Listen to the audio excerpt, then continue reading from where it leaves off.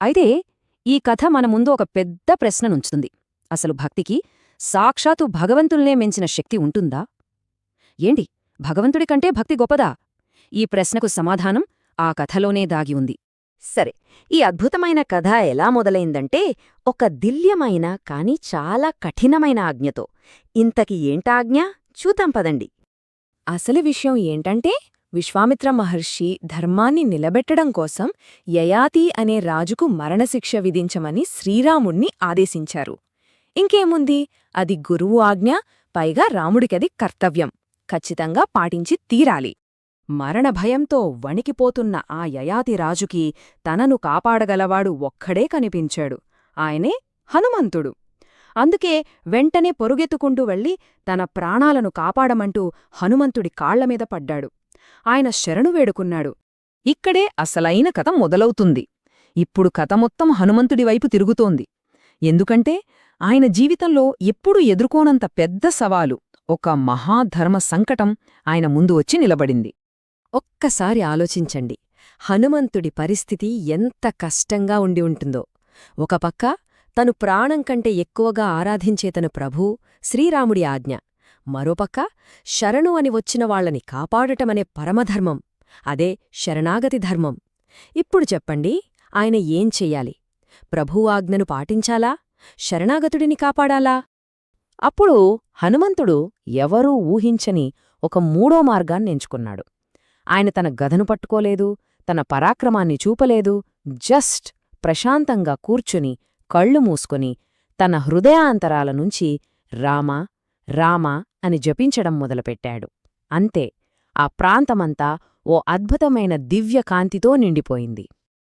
ఇక చూడాలి, ఒకవైపు సాక్షాత్తు శ్రీరాముడి దివ్య బాణం, మరోవైపు హనుమంతుడి అచంచలమైన భక్తితో కూడిన రామనామం.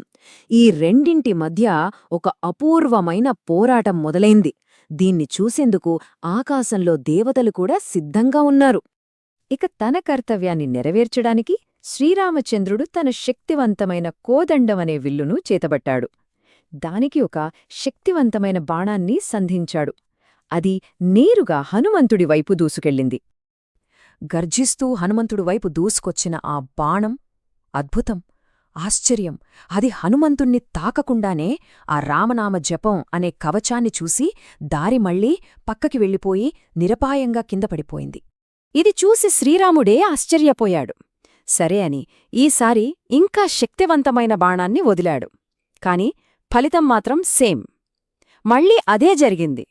రాముడి దివ్యమైన ఆయుధాలు కూడా హనుమంతుడి రామనామజపం ముందు నిస్సహాయంగా ఓడిపోయాయి. ఈ అద్భుతాన్ని చూస్తున్న దేవతలకైతే నోట మాట రాలేదు. వాళ్లకి ఒకటి అర్థమైపోయింది, ఇది కేవలం ఇద్దరి మధ్య జరుగుతున్న యుద్ధం కాదు, ఇది భక్తి యొక్క అస్సలైన శక్తికి జరుగుతున్న ఒక పరీక్ష. ఇక ఏ అస్త్రం పనిచేయకపోయేసరికి శ్రీరాముడు తన ఆఖరి అస్త్రాన్ని, అంతిమ ఆయుధాన్ని బయటకు తీశాడు. అదే ఎప్పటికీ విఫలం కాని తిరుగులేని బ్రహ్మాస్త్రం. ఎప్పుడు జరిగిందే అసలైన అద్భుతం. సృష్టినే నాశనం చేయగల ఆ బ్రహ్మాస్త్రం కూడా హనుమంతుడి దగ్గరికి రాగానే ఆ రామనామ జపంలోని భక్తిని, శాంతిని చూసి దానికదే శాంతించి ప్రదక్షిణ చేసి వెనక్కి వెళ్ళిపోయింది. సో ఆ అపూర్వమైన పోరాటం అక్కడతో ముగిసింది.